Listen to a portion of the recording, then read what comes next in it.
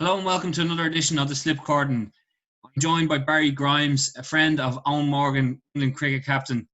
Barry, you're very welcome to the show. Thanks very much indeed, Peter. Delighted to be here. I suppose if I can take you back to July of last year, we all remember where we were when the last ball was bowled. Your friend was just about to win the World Cup. Where were you? I was actually fortunate enough to be in a box at Lord's for the final, which was kind of a surprise. We had managed to make it over to quite a lot of the group games and that, and we only found out the day before that we were going to be lucky enough and fortunate enough to have seats in one of the boxes. So yeah, it was a great surprise. It must have been a fantastic feeling, you know, your best mate growing up together and to see him lifting the World Cup on such a big stage. Yeah, absolutely. It's sort of everything, you know, the sacrifices that himself and his family had made for so many years and tough decisions that not everyone, of course, agrees with. But to culminate in lifting the World Cup finals, surely it's all worth that. Absolutely, and we all enjoyed watching him and seeing him getting to that stage and winning such a big, prestigious tournament. Can you give us an explanation of how you ended up in a box yourself at Lord's? We, myself and Owen's brother Gavin, have been going back and forth, I suppose, for the last 10 or 12 years. And I was lucky enough that I could get the time off for the summer of last year. So we decided we'd go to as many games as possible. And the only ones we missed out on was when he got that big score with the 17 sixes in Old Trafford against Afghanistan. And the Sri Lankan game, but we had decided to go to Pembroke and watch the Leinster Lightning against Middlesex instead, and that was the same day as the Sri Lankan match. But basically, what had happened was we got over to maybe I think it was probably the semi-final, and we were having a chat with a few of the lads after the game, and we realised that we'd been to 28 matches over the last few years, and they hadn't lost one.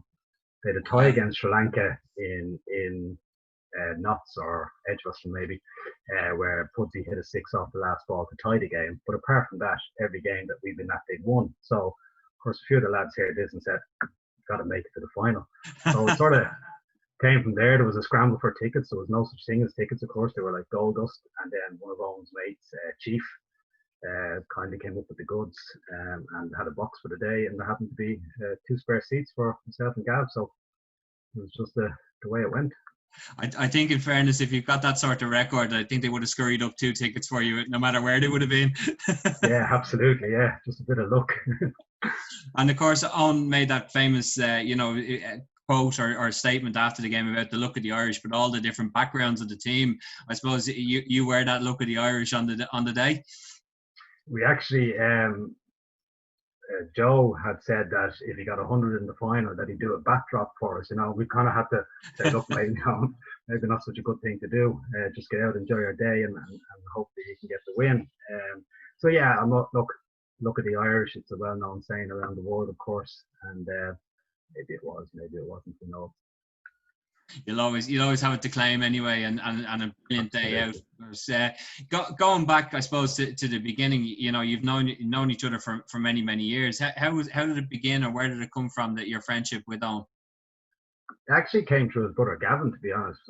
Myself and Gav have been best mates, I suppose, for the last 25 years.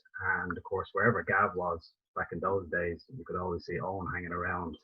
And even back then, as we all know, you couldn't help but admire how good he was, and you knew he was going places, and it sort of just blossomed from there.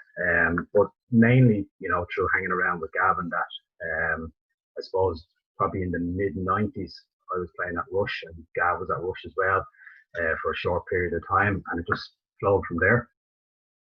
And I suppose, as you say, it just went from there, and you grew up together, and going over and back, it's a huge achievement to be able to captain England, and it's something that Owen is very proud of, and something he relishes. Yeah, absolutely. As I touched on earlier, I mean, what the general public don't see behind the scenes, like the sacrifices that have to be made, the commitment, the dedication, and the hard decisions, that all culminates into a World Cup final. I mean, getting to a World Cup final alone, but then to be one of the few men that has ever lifted a World Cup trophy as a winning captain, you know, it has to be worth it all. Yeah, very much so. And now we're looking ahead, and Ireland's getting their chance to go head to head with Eoin and the world champions this week. How do you see our chances? How do you see it going? I'm actually quite optimistic. I think there's a great blend of youth and the experienced heads in the squad. And certainly looking from the warm-up games and the game against the Lions the other day, there's plenty of talent in the batting side of things. Might be a little weak on the bowling side of things, particularly against such explosive players. I mean, the likes of Tom Banton that didn't even get a run for England the other day. You know, this guy is a guy to seriously watch. But we have our own guys that we have to afford the opportunity for. Disappointed just heard recently that Mark Adair is going to miss out. A superb talent. I think this guy has a great future ahead of him.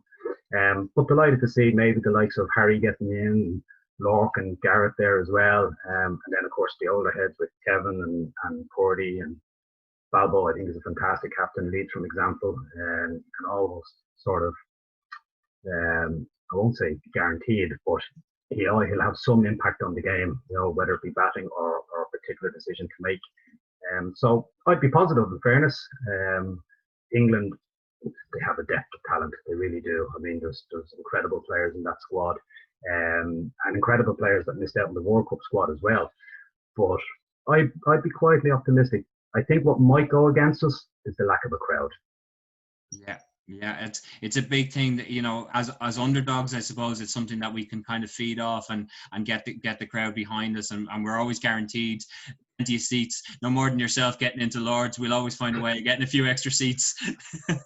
Absolutely, that's just something about Irish people. I think we always find ourselves in these situations. You know, if you fell into a puddle, you'd come up smelling of roses, sort of thing. So yeah, look, it's something that both sides are going to have to battle with. It just sort of weakens us a little bit as we have such great support. So there's the 12th man sort of supporters played a role. But look, it's the same for both sides. So let's see what happens. Yeah, we're very much looking forward to seeing it get underway. And little word in Eoin's ear wouldn't hurt before we get underway. If you could have any sort of influence, we'd all appreciate it. There's two chances of that, slim and none, I'd say. You might have the word, but maybe you wouldn't be listened to. Yeah, exactly. Yeah, yeah, absolutely. Well, listen, Baz, we really appreciate you coming on the show, giving us a little insight into the life of best friends of a World Cup winning captain. I that wasn't on the books back in Rush in the mid-90s. No, it wasn't. I was just thinking of it the other day. I started playing cricket in '89 up in the hill in Knockbrack, and you know, my favourite player back then was Graham Thorpe. So to end up having dinner or a glass of wine with Graham Thorpe during the World Cup, kind of a little bit surreal.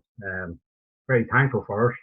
Great guy, very knowledgeable guy, and a lot of time for people as well. So that's another little highlight, a personal highlight, I suppose, that I took out from it. Like that, we all took our little moments and little highlights, but I tell you, plenty of stories to be told, and I look forward to sharing one or two more over a pint soon enough. Absolutely, and I think that's the right place to have those stories, Peter.